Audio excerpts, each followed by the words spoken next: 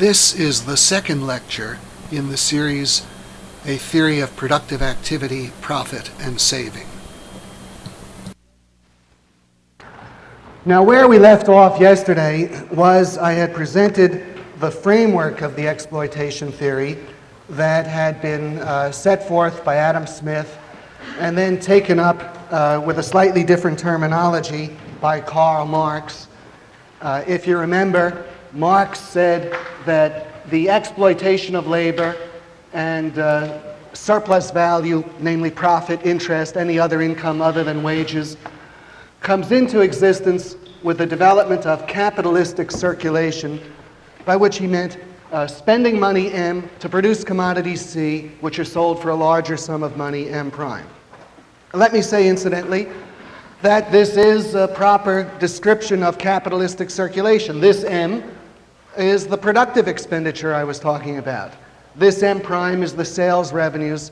Profits are the difference between the two, and C, of course, represents the product or service produced. That much there's no trouble with. All right, well, Marx says surplus value comes into existence under these conditions. It's deducted from what naturally and rightfully belongs to the wage earners, and now his job is to explain precisely what determines the extent to which surplus value is stolen from the wage earners.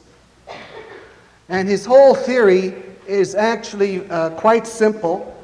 It rests on one single idea which he exaggerates to an absurd degree and overlooks every conflicting fact of reality. And this distorted idea, this grossly exaggerated idea that he has, is the labor theory of value, the labor theory of value. He presents what I call an absolutist labor theory of value.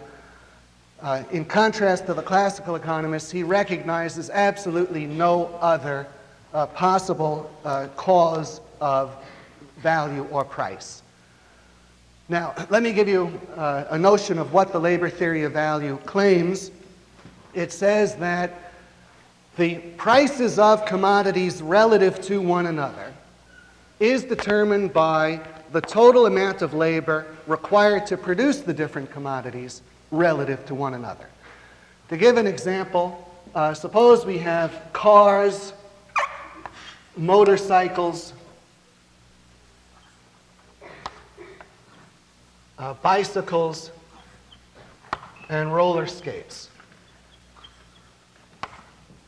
All right, let us imagine the total labor, and by total labor is meant the labor not just in the automobile factories, but also in the steel mills that produce the steel that goes into the automobile, the labor to mine the iron ore, a portion of the labor to make the equipment in the auto plants in the steel mills, the total labor all up and down the line at all stages of production. Suppose it takes 10,000 hours of labor to produce an automobile, 1,000 hours to produce a motorcycle, 100 hours to produce a bicycle, and 10 to produce a pair of roller skates. Well then, according to Marx, the price would be in the same ratio. For the sake of simplicity, let's assume that corresponding to each hour of labor that has gone into making the product, there corresponds $1 of product value. So the price of the automobile, according to the labor theory of value, would be $10,000, that of the motorcycle $1,000, that of the bicycle $100, that of the roller skates $10. Now, you might ask, well, why is it, you could say, okay, I understand the ratio, why are these the amounts? Well, now imagine that we had as our monetary unit itself a commodity, gold or silver, and suppose $1 were that amount of gold which happened to take 1 hour of labor to produce. Well then, the monetary unit being the product of 1 hour of labor and the car 10,000 hours, it would take 10,000 of the monetary units to exchange for a car. Now this is all that the labor theory of value represents. It's saying the prices of commodities relative to one another corresponds to the total quantity of labor at all the different stages of production that have been required to produce the commodities. Let me quote Marx himself on this. You see, it is true, there is some influence, an important influence, in many cases, in most cases, exercised by the quantity of labor. It's not really an accident that motorcycles are cheaper than automobiles and bicycles and roller skates and so on. The quantity of labor required to produce these things does have a connection. Not the sole connection, not an absolute connection, but there is a connection.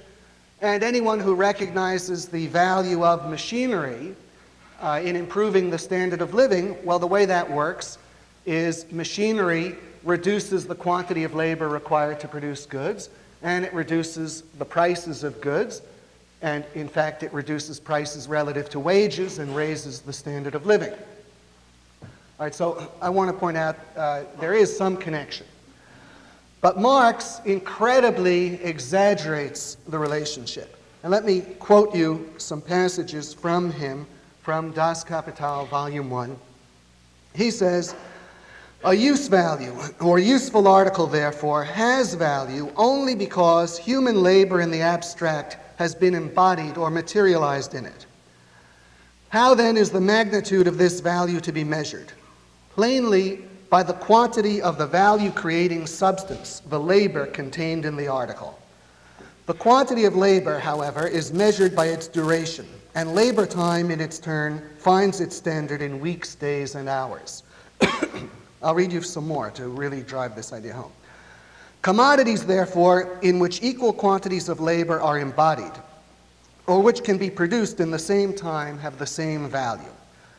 The one commodity is to the value of any other, as the labor time necessary for the production of the one is to that necessary for the production of the other. As values, all commodities are only definite masses of congealed labor time. The equation 20 yards of linen equals 1 coat, or 20 yards of linen are worth 1 coat, implies that the same quantity of value substance, congealed labor, is embodied in both, that the two commodities have each cost the same amount of labor or the same quantity of labor time. In this sense, every commodity is a symbol, since insofar as it is value, it is only the material envelope of the human labor spent upon it." Well, in Marx's view, what you'd have to imagine is each good somehow has absorbed some quantity of toil and sweat, and it's now pulsating inside it. And where there's twice the toil and sweat in one good as in another, it requires two of the goods with a lesser toil and sweat to exchange for the one with a greater. I mean, that's literally how he's talking. There's some kind of inner substance congealed there. All right, now, if you take this idea straight and just take it and see where it leads, take it as a premise, you want to see what are the implications. Well, a major implication is that in the process of production, the only thing that allows the value of a product to exceed the value of the raw materials that go into it and the value of the equipment used up to produce it, the only thing that allows the product to be more valuable than the sum of the material means needed to produce it is the addition of fresh labor. Fresh labor adds the whole value. Imagine for the moment that we had a perfectly automated factory. We had a factory in which the raw material entered from one opening and the product came out from the other, and assume that no human labor was required to run this factory.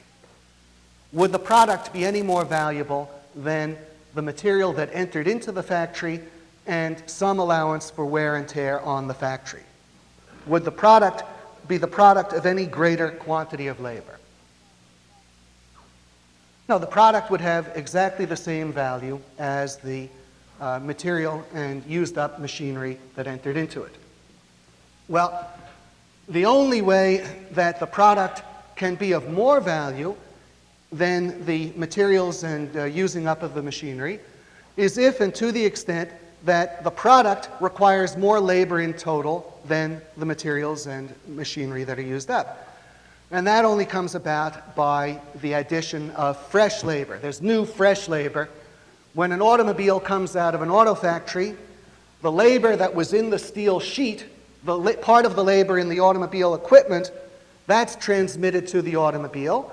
And the automobile is worth more than that to the extent that fresh additional labor is performed in the automobile factory.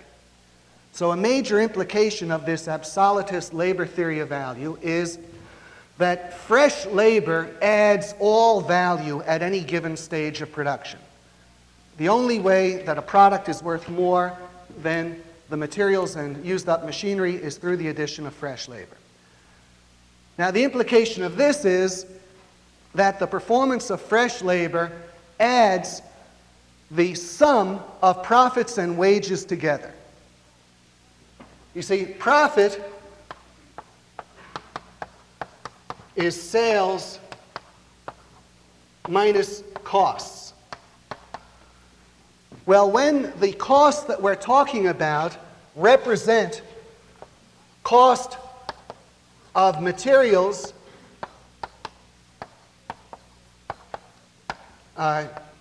depreciation on equipment,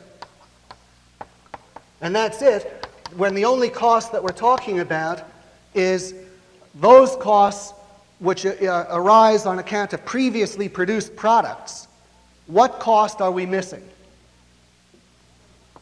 We're missing labor cost.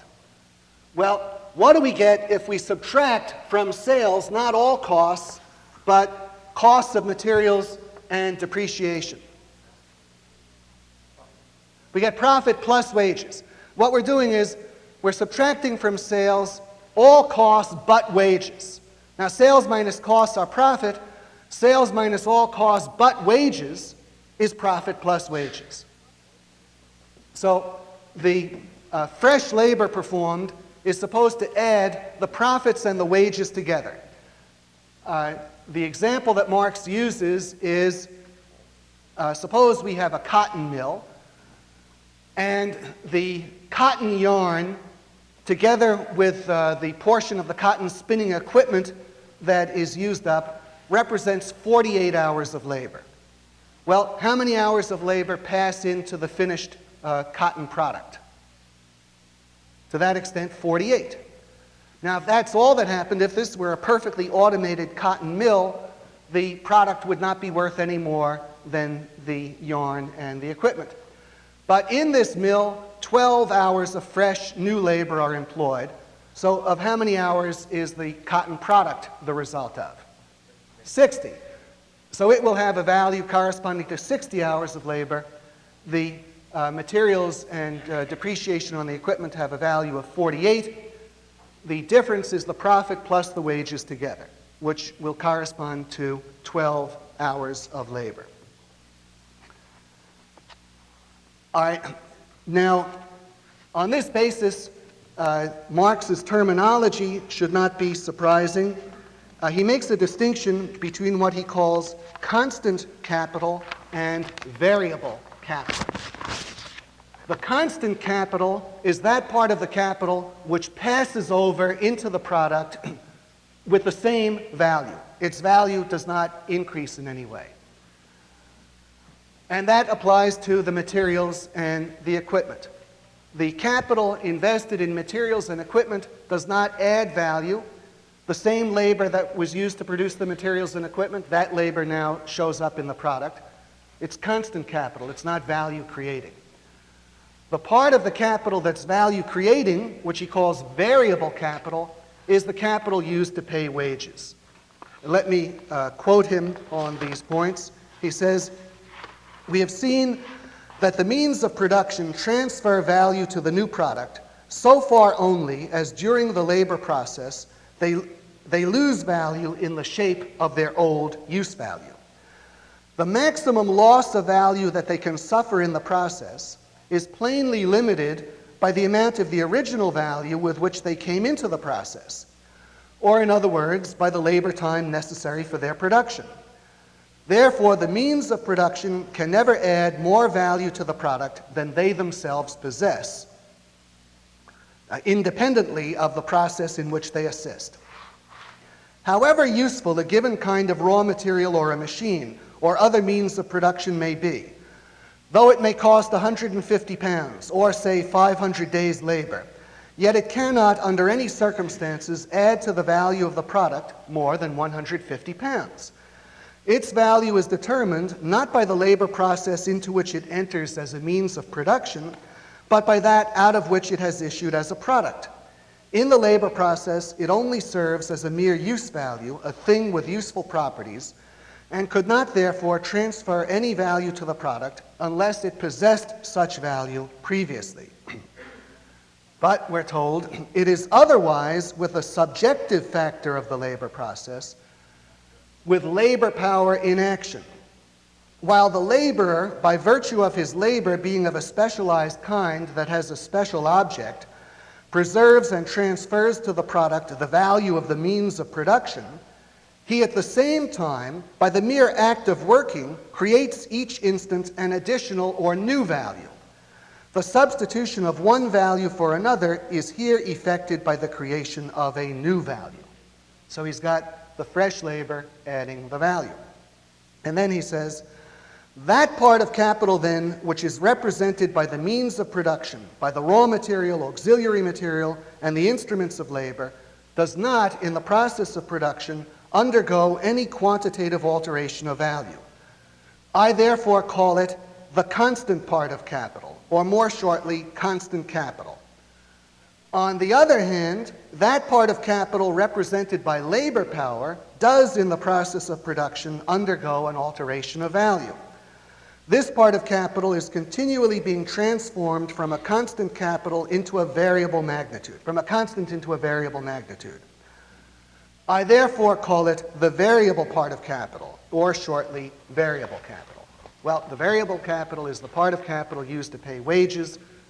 The constant capital is the capital used to buy the materials and the equipment. All value added comes from fresh labor added. That's an implication of this absolutist labor theory of value, which recognizes no determinant of price but quantity of labor. All right, well, now we want to follow Marx's explanation of what determines the division of the value added, all allegedly added by fresh labor, between the wages the worker gets and the profits the capitalist gets. What determines the breakdown of the value added by labor between wages and profits? That's the next question. All the value is added by fresh labor. What determines the breakdown of this value added between wages and profits? And Marx, again, has an explanation which is based on an absolutely rigid, out-of-context application of the labor theory of value. You've heard the cliche of the socialists, it's unjust that labor be treated as a commodity. Well, what that really means is the socialists believe that under capitalism, the value of labor is determined in the same way as the value of any other commodity according to the labor theory of value.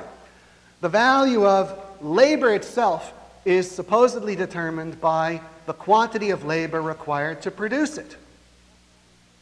The fact that someone can work a 12-hour day, the value of the 12-hour day is supposedly determined by the quantity of labor required to produce the 12-hour day. Now you might be wondering, what does that mean?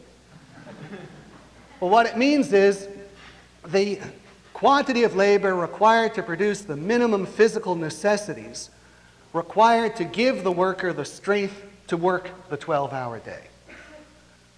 The market value of the working day, according to Marx, is determined by the quantity of labor required to produce that working day, which reduces to the quantity of labor required to produce the worker's minimum necessities. Now you see, Marx regards the worker's ability to work as the product, as the automatic product of the calories he absorbs, the bed he sleeps in, whatever else is required to give him the strength to show up the next day for work. Now, let me quote you Marx on this subject so there should be no misunderstanding. I'll quote you several passages. The value of labor power is determined, as in the case of every other commodity, by the labor time necessary for the production and consequently also the reproduction of this special article. So far as it has value, it represents no more than a definite quantity of the average labor of society incorporated in it. Labor power exists only as a capacity or power of the living individual. Its production consequently presupposes his existence. Given the individual, the production of labor power consists in his reproduction of himself or his maintenance. For his maintenance, he requires a given quantity of the means of subsistence. Therefore, the labor time requisite for the production of labor power reduces itself to that necessary for the production of those means of subsistence. In other words, the value of labor power is the value of the means of subsistence necessary for the maintenance of the laborer. And then, in elaboration, he writes, the value of labor power resolves itself into the value of definite quantity of means of subsistence. It therefore varies with the value of those means or with the quantity of labor requisite for their production. Some of the means of subsistence, such as food and fuel, are consumed daily, and a fresh supply must be provided daily. Others, such as clothes and furniture, last for longer periods and require to be replaced only at longer intervals. One article must be bought or paid for daily, another weekly, another quarterly, and so on. But in whatever way the sum total of these outlays may be spread over the year, they must be covered by the average income taking one day with another. If the total of the commodities required daily for the production of labor power equals A, and those required weekly equal B, and those quarterly equal C, and so on, the daily average of these commodities equals 365A plus 52B plus 4C, etc., all divided by 365. Suppose that in this mass of commodities requisite for the average day, there are embodied 6 hours of social labor. Then there is incorporated daily in labor power half a day's average social labor. In other words, half a day's labor is requisite for the daily production of labor power. This quantity of labor forms the value of a day's labor power, or the value of the labor power daily reproduced. If half a day's average social labor is incorporated in 3 shillings, then 3 shillings is the price corresponding to the value of a day's labor power. If its owner, the wage earner, therefore offers it for sale at 3 shillings a day, its selling price is equal to its value, and according to our supposition, our friend, Moneybags, the capitalist, who is intent upon converting his 3 shillings into capital, pays this value.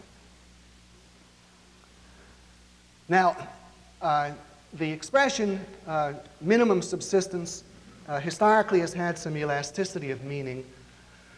The classical economists used the expression, they said the natural level of wages. Ricardo once said the natural level of wages is that which enables the laborers one with another to subsist and perpetuate their race.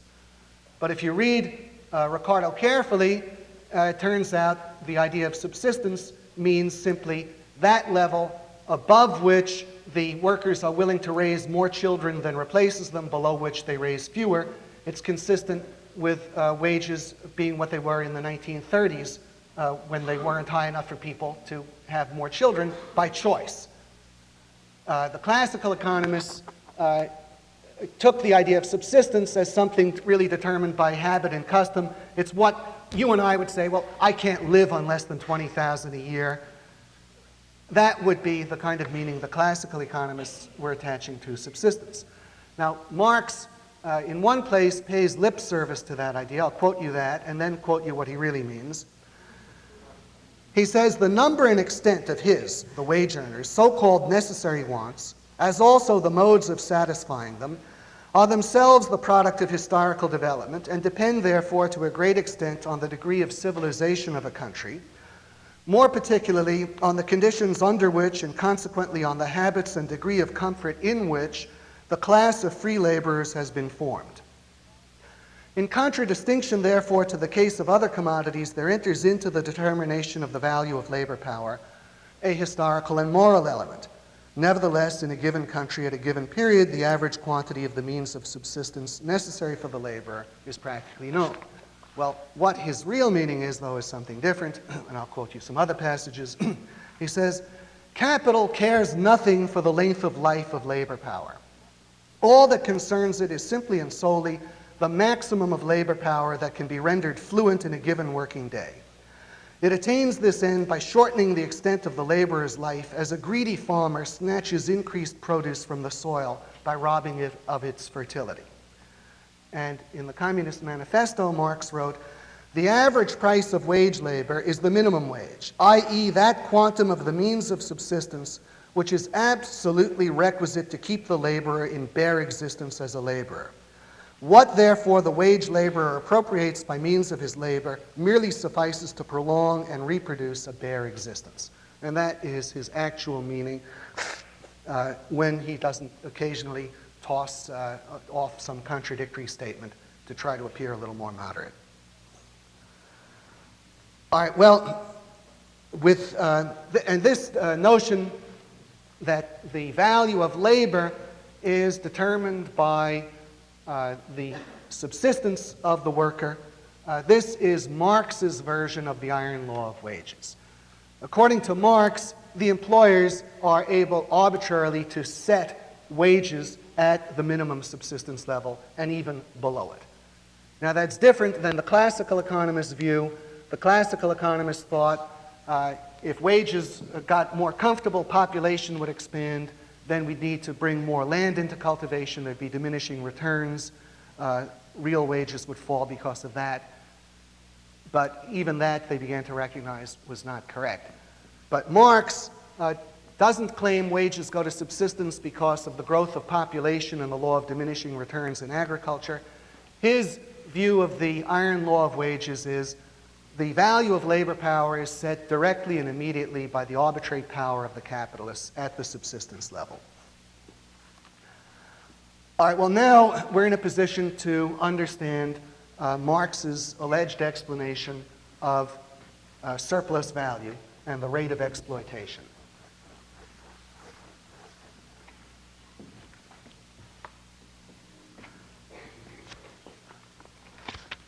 I gave you an example a little while ago. Suppose cotton yarn and the portion of the cotton equipment that is used up represents 48 hours of labor. And a worker is employed using this equipment to process the yarn into a further product, and this worker works 12 hours. So the product will now contain the labor of 60 hours. The value added corresponds to these 12 hours. If we assume that to each hour of labor that goes into making anything, there's $1 of product value, well then the materials and used up machinery equal $48. They were produced by 48 hours of labor.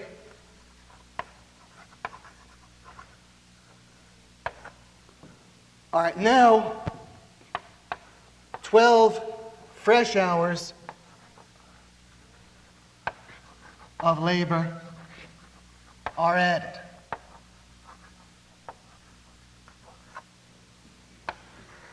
All right, we get the cotton product.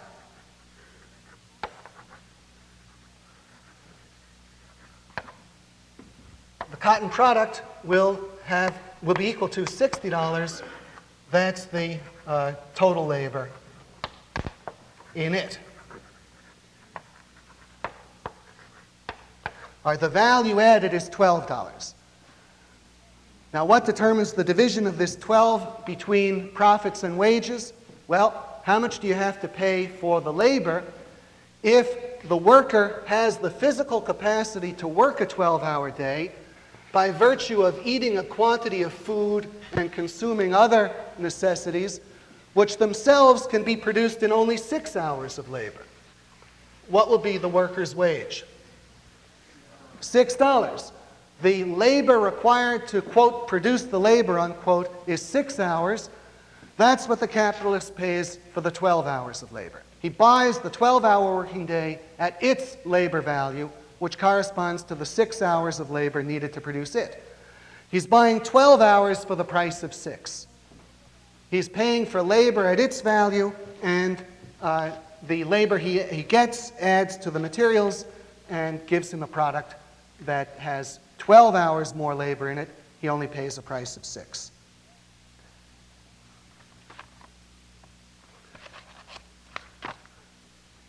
And on this basis, according to Marx, we can construct the formula for the rate of exploitation.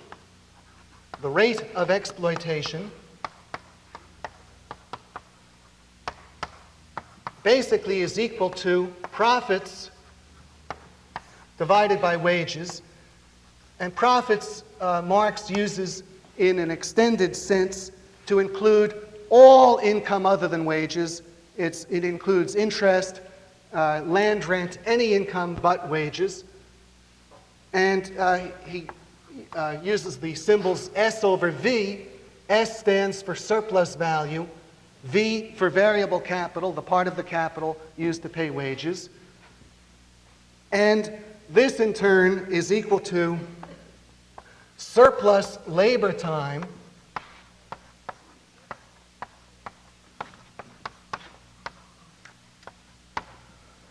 over necessary labor time.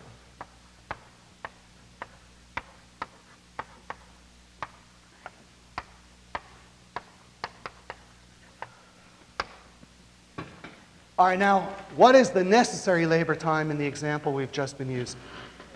6 hours. 6 hours is the time necessary to produce the worker's necessities. Now, if the working day happens to be 12 hours, well then, there's 6 hours of surplus labor time. The surplus labor time is equal to the actual working day worked minus that part of it which is needed to produce the worker's necessities. So the surplus labor time would be 6 equal to 12 minus 6. The actual working day of 12 minus the 6 of necessary labor time. All right, surplus value corresponds to 6. The variable capital would be 6. Profits would be 6. Wages are 6. And what would be the rate of exploitation? 100%.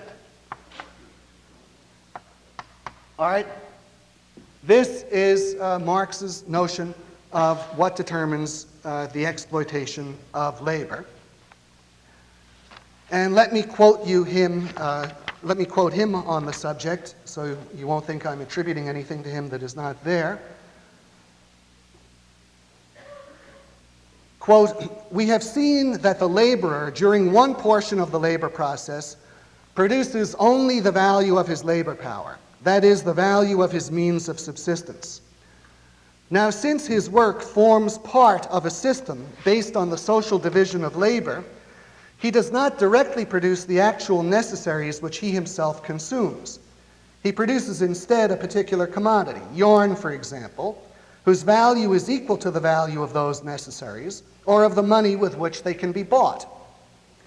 The portion of his day's labor devoted to this purpose will be greater or less in proportion to the value of the necessaries that he daily requires on average, or what amounts to the same thing in proportion to the labor time required on average to produce them.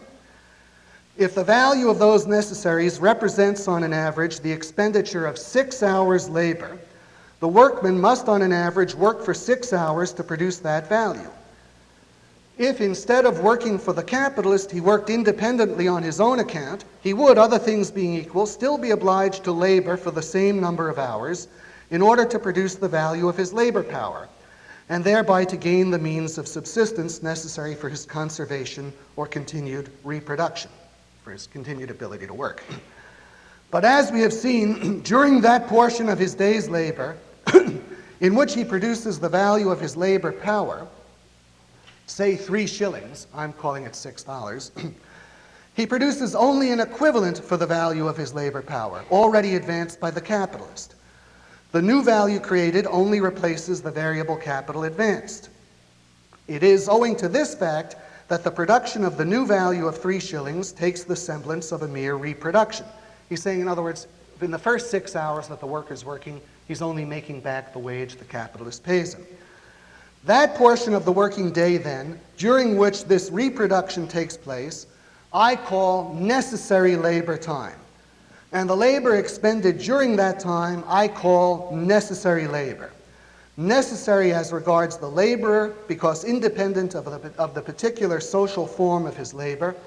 Necessary as regards capital in the world of capitalists, because on the continued existence of the laborer depends their existence also. During the second part of the labor process, that in which his labor is no longer necessary labor, the workman, it is true, labors, expends labor power, but his labor being no longer necessary labor, he creates no value for himself. He creates surplus value, which for the capitalist has all the charms of a creation out of nothing.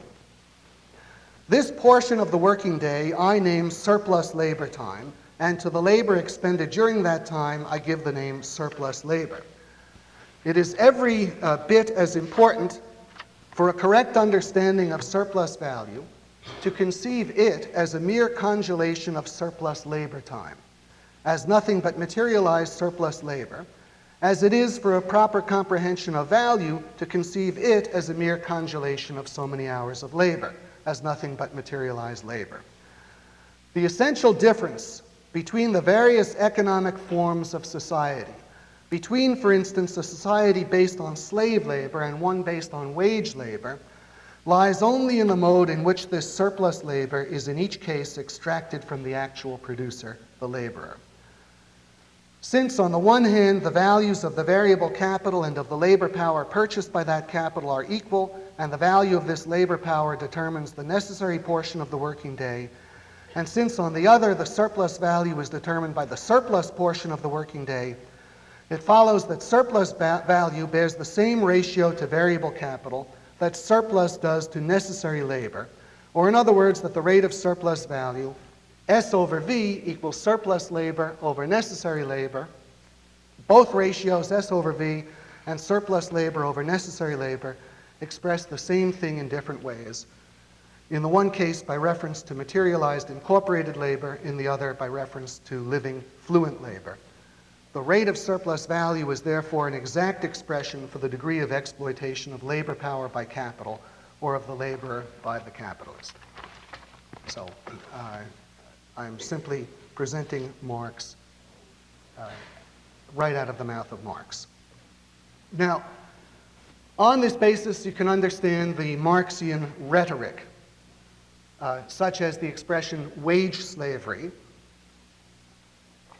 and the depiction of the capitalists as the heirs of the slave owners and feudal aristocrats. This is meant literally. There's a passage somewhere, I think, in the Communist Manifesto where Marx says, all of human history is characterized by a continuous class struggle. In the ancient world, it was between master and slave. In the Middle Ages, between lord and serf. And in modern times, between capitalist and worker. That is meant literally. In Marx's view, the manner in which profits are obtained is essentially the same in which the slave owner gains from his slave. Think about it for a moment. What enables a slave owner to gain from owning a slave? It's the fact that the slave is capable of working more hours than is required for the production of his necessities. And that's the gain of the slave owner. Well, according to Marx, exactly the same principle, under a different outward guise and appearance, is responsible for the existence of profit. The worker works more hours than is required to produce his necessities. Now let's look at some further implications of the exploitation theory. One important implication is that all economic progress simply passes the workers by. If we have improvements in production, these improvements occur in things that are either still beyond the reach of the workers, like if we could find a way to make a Rolls-Royce 50% cheaper, well, that doesn't help the wage earners, they can't buy it anyway. Or if the improvements in production occur in the things they are capable of buying, so the price, let's say, of bread falls, well, then the capitalists will realize that fact and just cut wages. All that happens is, to the extent there are improvements in the production of what up to now have been the wage earners' necessities, wages will be reduced. In fact, an implication of Marxism is that if we had capitalism, there'd be a financial page in the newspapers that doesn't presently exist, or a set of statistics anyway, and that would be the prices of the wage earners' necessities. There'd be a column, what's the price of low-grade bread, what's the mud cabin rentals, loincloth rentals or prices, and every week or so the capitalists would be adjusting wages accordingly. Now, on this basis, it's not hard to understand why Marx announces the view that the workers are men without a country and they have nothing to lose but their chains. In fact, he goes even further. Things are even worse because Marx also advances the doctrine of the progressive impoverishment of the workers. It's not only that wages go to subsistence, they even go below subsistence. Capitalism represents a worse form of exploitation than slavery or feudalism. And he advances two reasons for that. One is the capitalists are more calculatingly greedy. The fact that they can express their gains in terms of money gives them an incentive to try to increase the gains beyond what other exploiters would do. And also, they're under a form of economic pressure resulting from the operations of the capitalist system. They suffer from a tendency toward a falling rate of profit, which they can only offset by trying to increase the rate of exploitation. Let me quote him on this subject. I'll quote him on both aspects, the greater greed of the capitalists and the falling rate of profit. He says, quote, "Hitherto, every form of society has been based, as we have already seen, on the antagonism of oppressing and oppressed classes. But in order to oppress a class, certain conditions must be assured to it, under which it can at least continue its slavish existence. The serf in the period of serfdom raised himself to membership in the commune, just as the petty bourgeois, under the yoke of feudal absolutism, managed to develop into a bourgeois. The modern laborer, on the contrary, instead of rising with the progress of industry, sinks deeper and deeper below the conditions of existence of his own class. He becomes a pauper, and pauperism develops more rapidly than population and wealth. And here it becomes evident that the bourgeoisie is unfit any longer to be the ruling class in society and to impose its conditions of existence upon society as an overriding law. It is unfit to rule because it is incompetent to assure an existence to its slave within his slavery, because it cannot help letting him sink deeper into such a state that it has to feed him instead of being fed by him." And then he goes on, "As capitalist, he is only capital personified. His soul is the soul of capital. But capital has one single life impulse, the tendency to create value and surplus value, to make its constant factor, the means of production, absorb the greatest possible amount of surplus labor. Capital is dead labor, that vampire-like only lives by sucking living labor, and lives the more labor it sucks. The time during which the laborer works is the time during which the capitalist consumes the labor power he has purchased of him. It is, however, clear that in any given economic formation of society, where not the exchange value but the use value of the product predominates, surplus labor will be limited by a given set of wants, which may be greater or less, and that here no boundless thirst for surplus labor arises from the nature of production itself. Hence, in antiquity, overwork becomes horrible only when the object is to obtain exchange value, in its specific independent money form, in the production of gold and silver. What he's saying is, if you were a slave back in the ancient world, well, you only had to work to keep the estate looking in a certain way, then they'd let you go and sleep or something. But if you're working for a capitalist who's got a profit and loss statement, he's going to squeeze you a lot harder. And then there is the doctrine I mentioned, the tendency toward a falling rate of profit. Remember, according to Marx, only fresh labor adds value. Only that part of capital which is invested, I'm going to leave this on, I'm sorry. Only that part of capital which is invested in the payment of wages earns profit. I may as well quote from him rather than give you my own example. It's essentially the same. This is from volume 2 of Capital. He says, suppose 100 pounds are the wages of 100 laborers for, say, 1 week. If these laborers perform equal amounts of necessary and surplus labor, if they work daily as many hours for themselves, i.e. for the production of their wage as they do for the capitalist, i.e. for the production of surplus value, then the value of their total product equals 200 pounds, and the surplus value they produce would amount to 100 pounds. In effect, they're working 12 hours, and their subsistence is covered in 6. The rate of surplus value, S over V, equals 100%.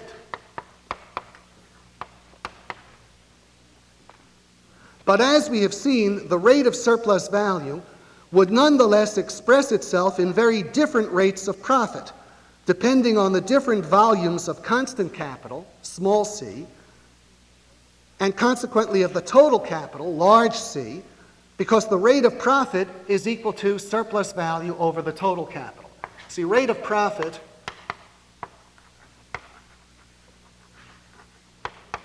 is equal to the surplus value, not over V, but over V plus C. The rate of profit is the surplus value over the total capital. Can everyone see this? All right, well now, suppose as economic progress occurs, there's growth in the portion of constant capital. There's growth in the investment in machinery, factory buildings, and things of this kind, bridges and tunnels. Well now, suppose we have the same rate of surplus value, the same rate of exploitation, 100%. And now he's assuming, suppose V stays fixed at 100. V is going to be 100. We have different alternatives. We will have constant capital initially of 50.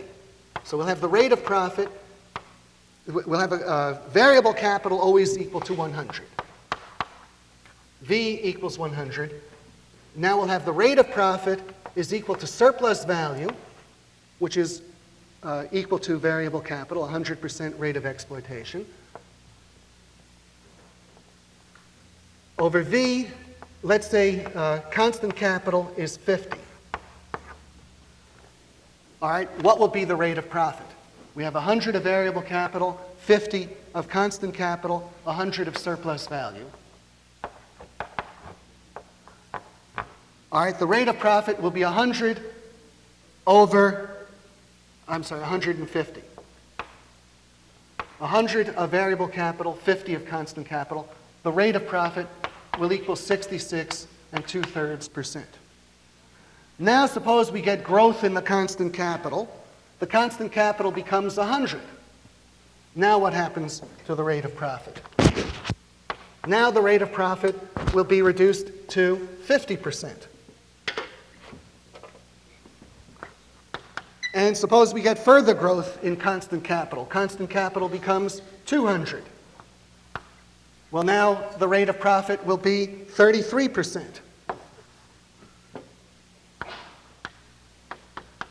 All right, do you see that as constant capital grows, it doesn't add any value. All the value is added by labor.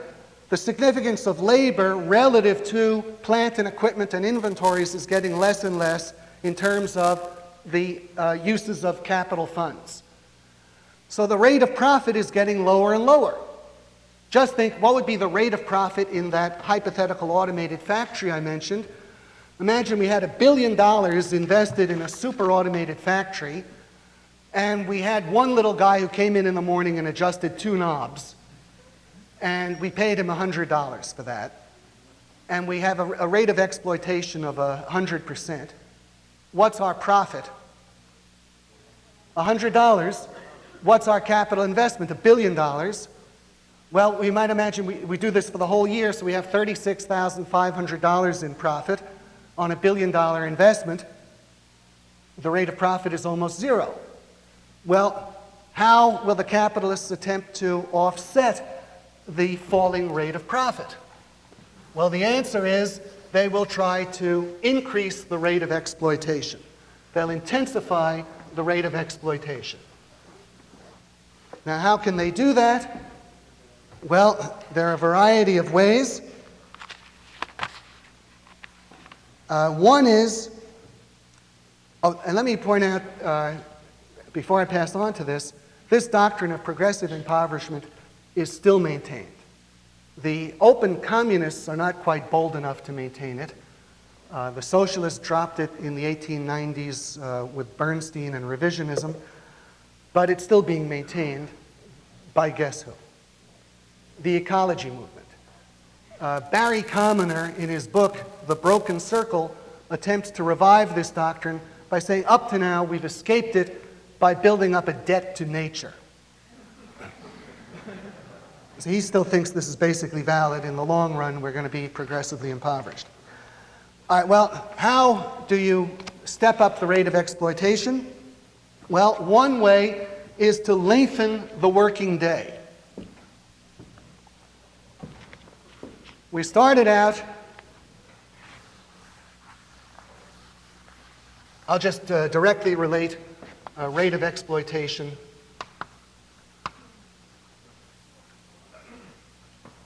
to this expression, surplus labor time over necessary labor time. All right, here we are. Up to now, the workers have been working 12 hours a day.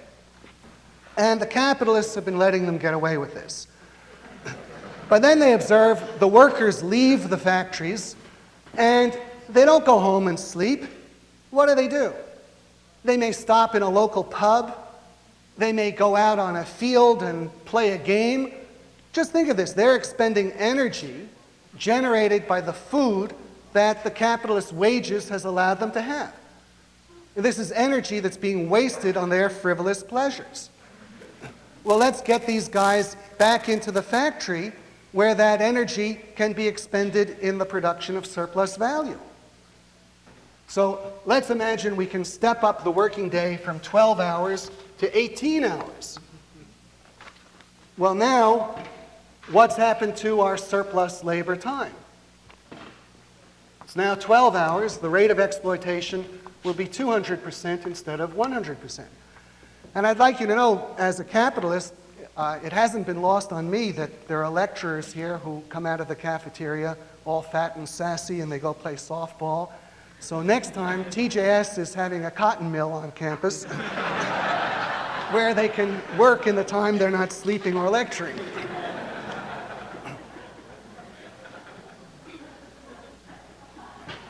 All right, now, another way, beyond extending the length of the working day, would be to force the wage earner's wife and children into the labor market. Up to now, the capitalists, in paying the wage to cover the wage earner's necessities in 6 hours, that's not strictly for the adult male worker. That's been enough to provide the necessities for him, his wife, and 2 replacement children. And they haven't been working. Well, cut the wage of the adult male worker to the point where, for a family to earn minimum subsistence, the wife has to come to work and the children. So now if we count the labor of each of the children as equal to half a day's labor, we might have 36 hours of labor performed and get 24 hours of surplus value. And then, of course, 30 hours of surplus value. And then, of course, the rate of exploitation would be 500%. This would help to offset the falling rate of profit. Now, let me quote you Marx himself on these points, because I don't want you to think that I'm attributing to him anything that he himself doesn't say. He says, quote, "What is a working day? What is the length of time during which capital may consume the labor power whose daily value it buys? How far may the working day be extended beyond the working time necessary for the reproduction of labor power itself? It has been seen that to these questions, capital replies, the working day contains the full 24 hours, with the deduction of the few hours of repose without which labor power absolutely refuses its services again. Hence, it is self-evident that the laborer is nothing else his whole life through than labor power, that therefore all his disposable time is by nature and law labor time, to be devoted to the self-expansion of capital. Time for education, for intellectual development, for the fulfilling of social functions and for social intercourse, for the free play of his bodily and mental activity, even the rest time of Sunday, and that in a country of Sabbatarians, moonshine. But in its blind, unrestrainable passion, its werewolf hunger for surplus labor, capital oversteps not only the moral but even the merely physical maximum bounds of the working day. It usurps the time for growth, development, and healthy maintenance of the body. It steals the time required for the consumption of fresh air and sunlight. It heagles over mealtime, incorporating it where possible in the process of production itself, so that food is given to the laborer as to a mere means of production, as coal is supplied to the boiler, grease and oil to the machinery. It reduces the sound sleep needed for the restoration, reparation, refreshment of the bodily powers to just so many hours of torpor, as the revival of an organism absolutely exhausted renders essential. It is not the normal maintenance of the labor power which is to determine the limits of the working day. It is the greatest possible daily expenditure of labor power, no matter how diseased, compulsory, and painful it may be, which is to determine the limits of labor's period of repose. And then finally, insofar as machinery dispenses with muscular power, it becomes a means of employing laborers of slight muscular strength, and whose bodily development is incomplete, but whose limbs are all the more supple. The labor of women and children was, therefore, the first thing sought for by capitalists who used machinery. That mighty substitute for labor and laborers was forthwith changed into a means of increasing the number of wage laborers by enrolling under the direct sway of capital every member of the workman's family without distinction of age or sex. Compulsory work for the capitalist usurped the place not only of the children's play, but also of free labor at home within moderate limits for the support of the family. The value of labor power was determined not only by the labor time necessary to maintain the individual adult laborer, but also by that necessary to maintain his family. Machinery, by throwing every member of that family onto the labor market, spreads the value of the man's labor power over his whole family. It thus depreciates his labor power. To purchase the labor power of a family of 4 workers may perhaps cost more than it formerly did to purchase the labor power of the head of the family, but in return, 4 days' labor takes the place of 1, and their price falls in proportion to the excess of the surplus labor of 4 over the surplus labor of 1. In order that the family may live, 4 people must now not only labor but expend surplus labor for the capitalist. Thus we see that machinery, while augmenting the human material that forms the principal object of capital's exploiting power, at the same time raises the degree of exploitation. All right, well, finally, he also, his position implies you should speed up the pace of work. That reduces the amount of labor time needed to produce necessities. So necessary labor time falls. You can raise the rate of exploitation that way. A further implication would be to cheapen the worker's diet. If in Britain they're eating mainly wheat bread, yet in Ireland they get by with potatoes, and in Malaya on rice, and it takes less labor to produce the same calories in the form of potatoes or rice than wheat, switch the diet, cut wages, and raise surplus value that way. All right, now, obviously, on the face of it, this theory sounds pretty far out, but let me tell you that it is amazingly influential, and where its influence appears is that it is generally assumed to be correct by almost everyone as a description of laissez-faire capitalism. It's not believed to be correct as a description of the current situation in any modern Western country, but it is believed to be correct as a description of conditions in the 19th century.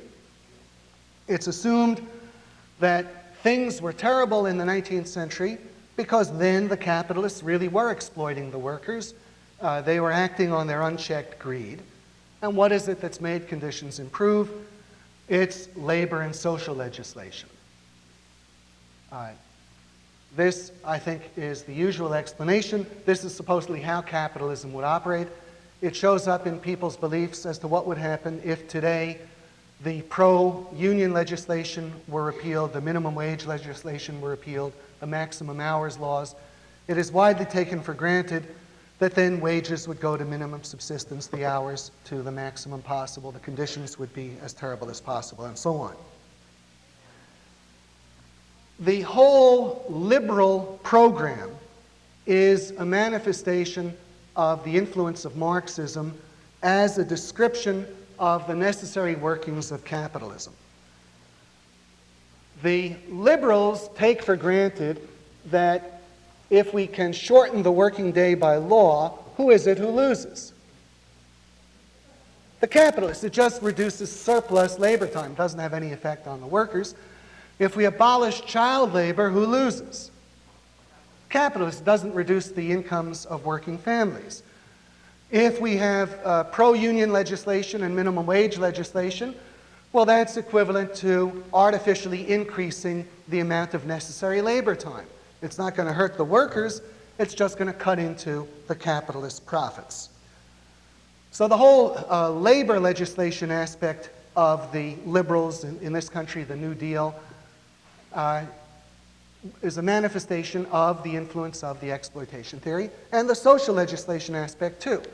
The progressive income tax, the inheritance tax on the one side, all the various social welfare spending programs on the other side, this is regarded as a means of taking back from the exploiters some portion of the loot they've stolen from the workers and giving it back to the workers.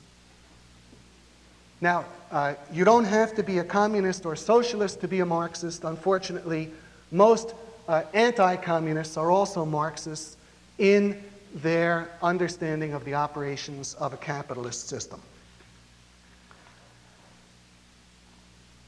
All right. Now, what I'm probably going to do on Saturday, I'd hoped somehow, but I guess it's too ambitious, to try to cover Baum-Bawerk's critique of Marx, but it's just too much. I think it's pretty obvious we're not going to get through the whole of this outline. Hopefully we'll finish it in 2 years, as part of this comes from 2 years ago. So I will want to go into Baum-Bawerk's critique on Saturday, and then start my own critique next Monday. So I think now we can throw the floor open for questions. Thank you.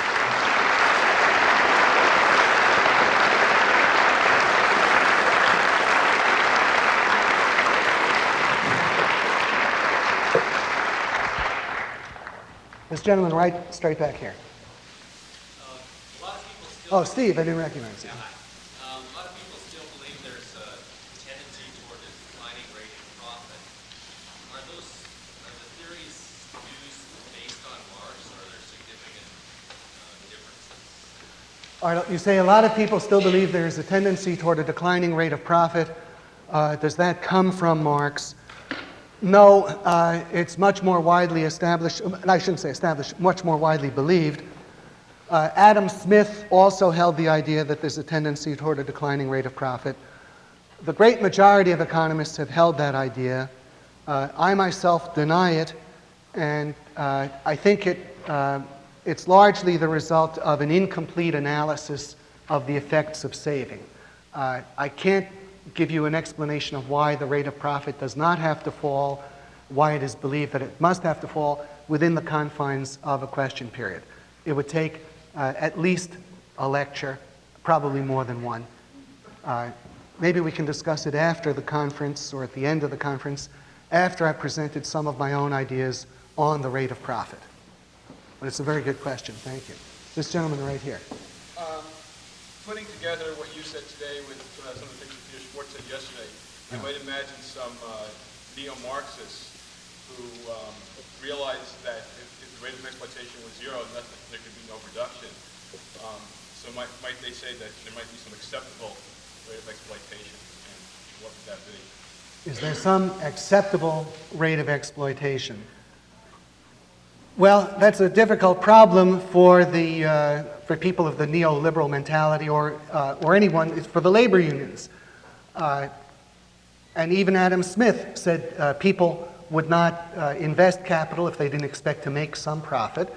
So on pragmatic grounds, unless and until they're willing to destroy the system and substitute socialism for it, then they have to allow at least some rate of profit.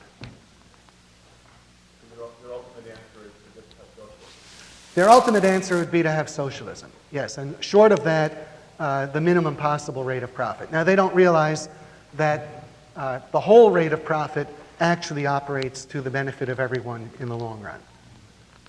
And that the rate, and all right, I'll have to wait till I can go into my own theory of profit. This gentleman sitting next to Mrs. Jackson, yes.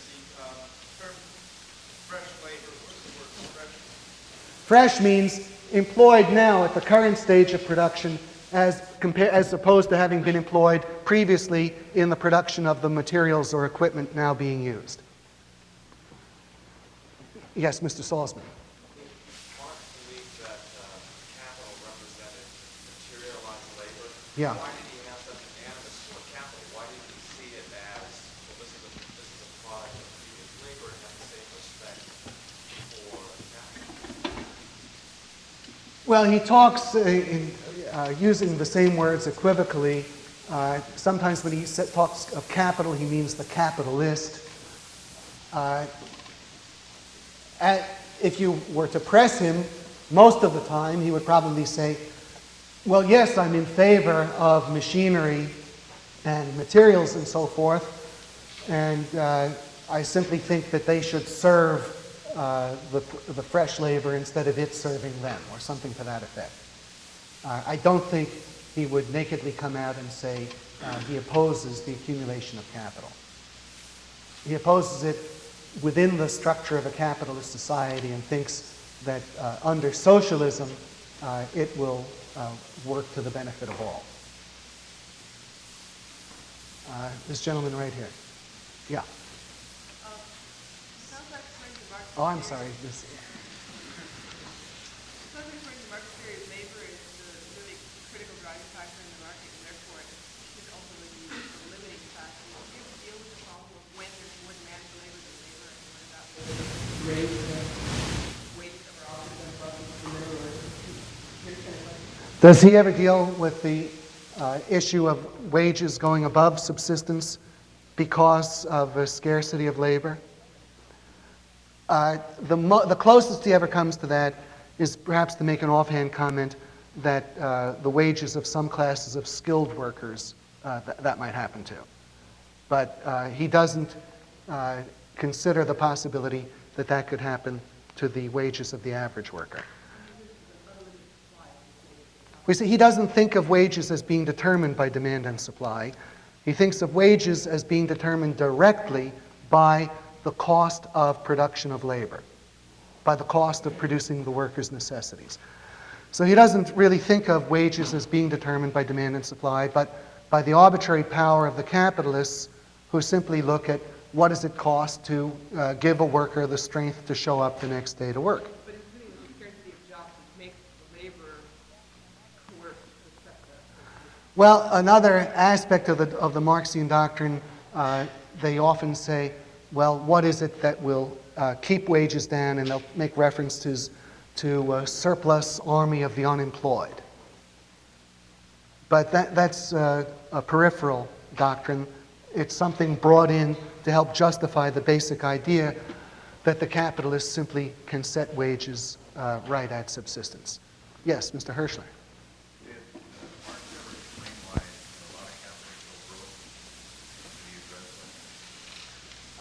Not to my knowledge to any great degree. I wouldn't know what to tell you about that. This gentleman right here, Mr. Latterman? Or Altenberg? Sorry. Yeah. How do the Marxists justify taxes? Because it would seem that ends up in the numerator of the equation, doesn't it? Taxes would then add to the exploitation rate? Would taxes add to the exploitation rate? Well, the taxes, if they came out of what the capitalist was getting, would substitute for his profit. The Marxists are in favor, usually, for taxes on profit, which are then to finance social welfare projects. Now, maybe you'd come up with a variant somewhere. They might say, well, maybe this is a mistake. But I think the doctrine obviously lends itself to that application. Mrs. Jackson, you had a question. Please speak a little louder. When Marx projects any amount of labor less than all that of the worker in the family, isn't he picking up all the advances made in the English industry and ignoring his Russian background when he actually saw people working on land all day? Well, wait, Marx is not Russian, he's German. Was he ignoring the facts that were then available? Well, isn't he really picking up several centuries further on what's necessary for a man to make everything that he needs to survive? If he had made everything he needed to survive, and in fact he did, the man and his family worked all day. Do you mean before capitalism, wasn't it the case that people were working dawn to dusk in miserable conditions, and that even by 1850 there had been tremendous advances made? That's perfectly true, and that was just ignored. Pardon me?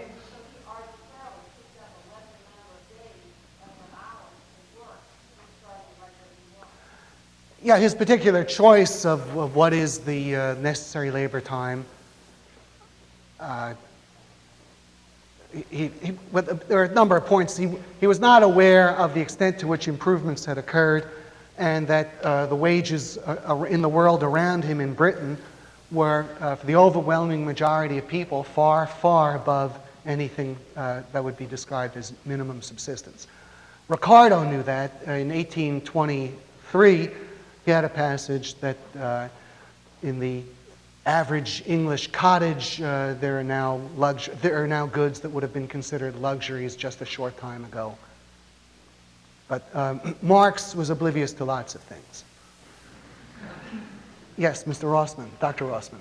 How does Marx take into account the fact that some of the laborers producing the cars may become more skilled at doing that? Okay, how does he take into account differences between skilled and unskilled labor? That's a very good question. Here, Marx propounds the labor theory of value, and prices are strictly in proportion to labor quantities.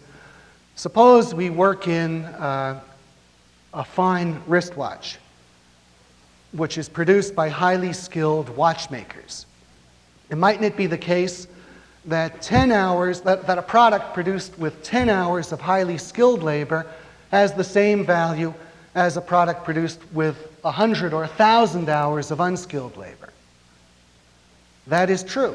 And Marx tried to deal with that question, and here's how he dealt with it. He said, we shall count every hour of skilled labor as a multiple of hours of unskilled labor, and make the equation on the basis of the relative wage rates. So if unskilled labor is getting 50 cents an hour and skilled labor is getting $5 an hour, then he said, well, we're going to count each hour of skilled labor as 10 hours of unskilled labor, and now we'll just go back and proceed as we did.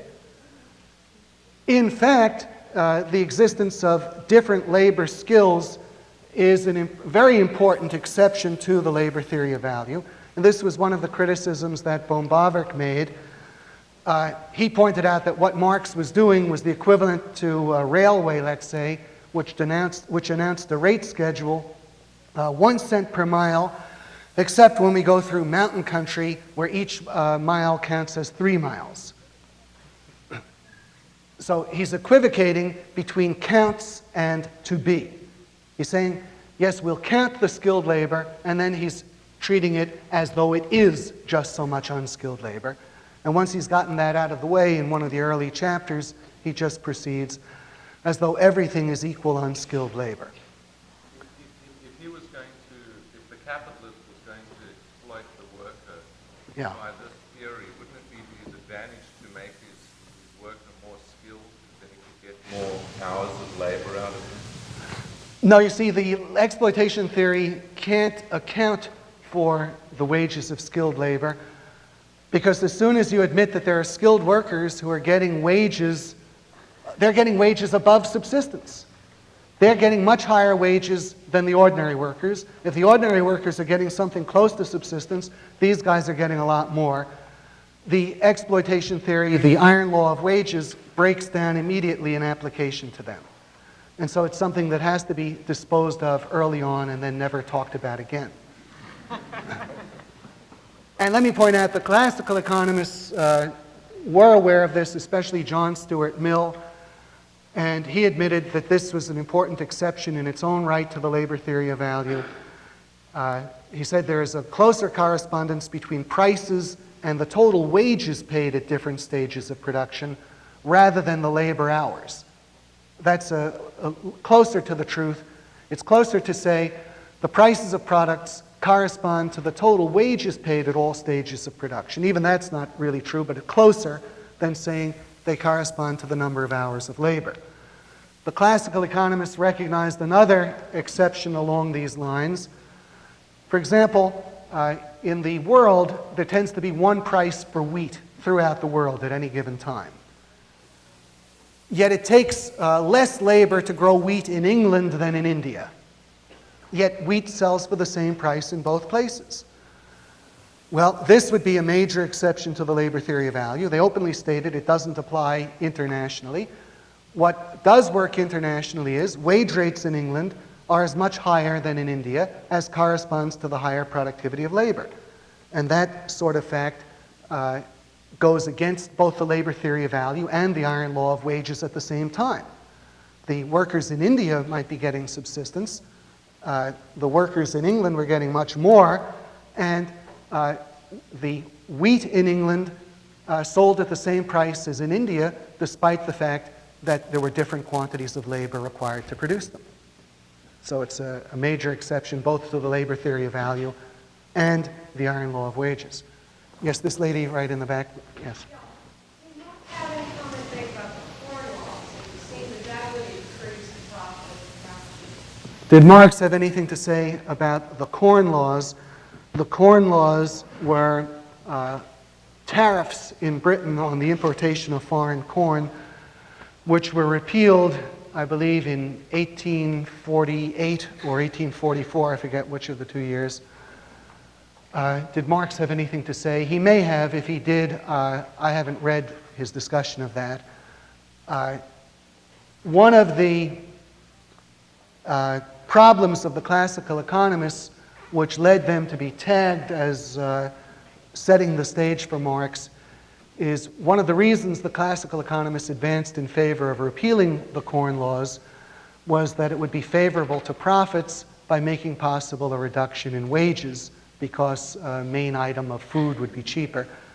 This was a mistaken analysis, and if you read Ricardo very carefully, see, Ricardo had a major confusion on what determined wages, and he thought that when population increased and we encountered diminishing returns and it became more expensive to produce food and the price of food rose, he thought that that would somehow make the capitalists raise wages and reduce profits. Now that was a mistake, but you see, he thought in effect the wage earners could somehow arbitrarily drive up wages and cut profits if diminishing returns was eating into their standard of living. And then doing something like repealing the Corn Laws would eliminate this artificial extra that had been added on to wages. Ricardo never really thought that the capitalists, by making food cheaper, would be able to drive wages on down and down. He really believed that the standard of living of the average worker could improve too. He didn't have enough historical experience at his time, 1820, to know that this could be a continuing proposition. Mr. Schwartz on the right. Yeah, my right, okay. If in fact the addition of constant capital does nothing except reduce profitability, Yeah. how does Marx explain his introduction at all? Why would a capitalist even introduce more capital? Why would a capitalist introduce more constant capital if it reduces his profitability? That's a good question. I suppose the Marxists would answer. The introduction of constant capital reduces the rate of profit on average through the economy as a whole, but not necessarily for the individual capitalist who introduces it. It would only reduce his profits when its introduction became widespread and the standard of the industry. I'm trying to make a plausible answer for them on this point. Mr. Kenner. Did Marx address the following seeming paradox? If the value of a product equals the value of the raw materials plus the labor, suppose there was a shortage of, say, thread to make fabric, and they set up a factory where they took finished goods and added labor by dismantling it and making just the thread so that they could use it to make new goods. In other words, destruction. How could he account for the new value of the thread? Do you think it was less than? I'm not quite sure I follow the question. I think, if I'm not mistaken, the substance of your question would be, did he deal with cases where the price of the product was governed by its own scarcity and more than corresponded to the quantity of labor required to produce it? Or labor used for destruction? I don't recall any discussion of labor used for destruction. I don't see why it's necessary to bring that in.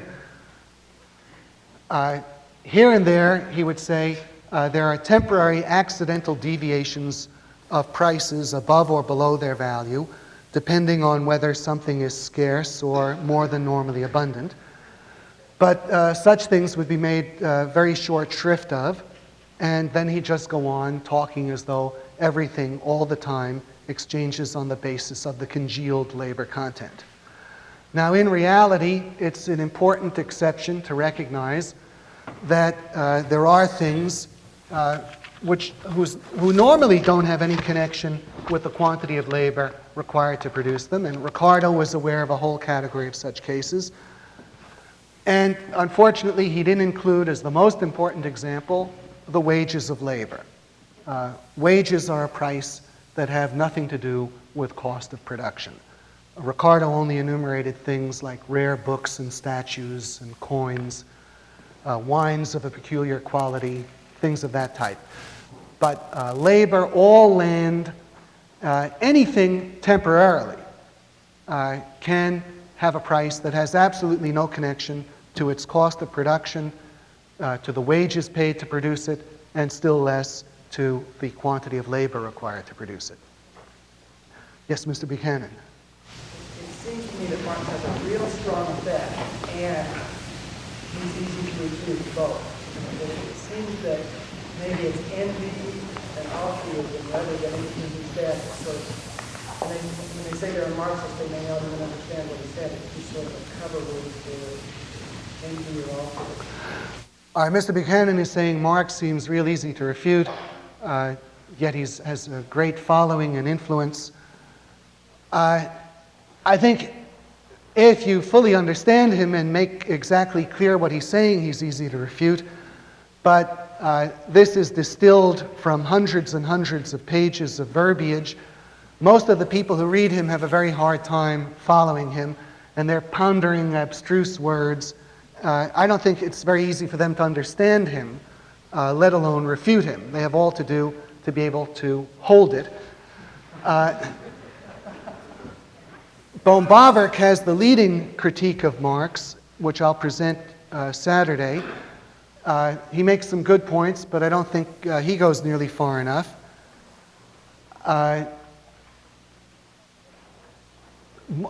it's difficult to understand how Marx has a reputation as a great thinker and scholar, especially if you recall some of the quotations I gave you, our friend Moneybags, werewolf hunger, vampire-like. He really could be writing for the National Enquirer. And I'm sure that much of his support does come from sheer hostility and hatred. In fact, in some of the correspondence between him and Engels, they were sort of viewing Das Kapital as just getting a big fat book out that they could then tell people, well, you see, if you don't understand what we're telling you right now, the proof is in here. Go and read this, and then you'll understand. Yes? Yeah, although most people probably don't know that Marx had a theory of exploitation, and certainly wouldn't know such as the theory, it seems to have influenced all modern thinking in the West. And whenever you argue with a liberal, they start talking about the sweatshops, and it's an act of faith in believing that these conditions were terrible and that these capitalists were terrible. I can understand that for the average person. I can't understand how the schools turn out economists that supposedly study history and delve into these things. And since they are, when you do delve into them, if you do start reading about the werewolves and money bags, it would seem that you would start to reject these things, and yet we do turn out John Kenneth Galbraiths by the dozens. Why? Okay, the question is, how do the universities continue to turn out people who are influenced by Marx? I think that's the gist of the question.